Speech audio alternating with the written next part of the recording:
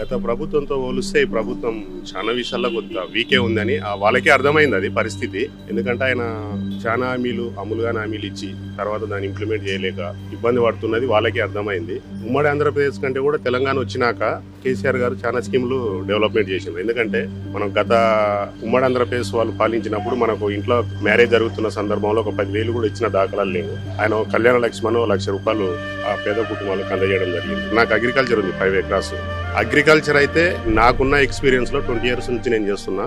24 గంటల కరెంట్ మాత్రం అద్భుతం. ఎందుకంటే కాంగ్రెస్ గవర్నమెంట్ లో డేలో 4 hours వస్తుండే, నైట్ లో 3 hours వస్తుండే. నైట్ లో పోతే మళ్ళీ 3 hours లో కూడా 2-3 సార్లు ఎవరైనా ఎల్సీ తీసుకున్నా మళ్ళీ కొంత ప్రాబ్లం అవుతుండే. ఏ రకంగా చూసుకున్నా పోయిన గవర్నమెంట్ కంటే ఈ గవర్నమెంట్ చాలా వెనకబడే ఉంది. బీఆర్ఎస్ మాత్రం అద్భుతంగానే పాలన చేసింది. ఇప్పుడు ప్రజలు కూడా బాధపడుతున్నారు కేసీఆర్ లేకపోయా. కళ్యాణ లక్ష్యంతో పాటు తోలం బంగారిస్తాని కొన్ని అమలుగా హామీలు చెప్పడం వల్ల ప్రజలు కొద్దిగా ఆశాజీవులు కాబట్టి ఆశపడి ఓట్లు వేయడం. కానీ తర్వాత మనకు 6 నెలల్లోనే గవర్నమెంట్ ఏందనేది తేలిపోయింది. బీఆర్ఎస్ కు కాంగ్రెస్ కు అసలు పోలికనే లేదు.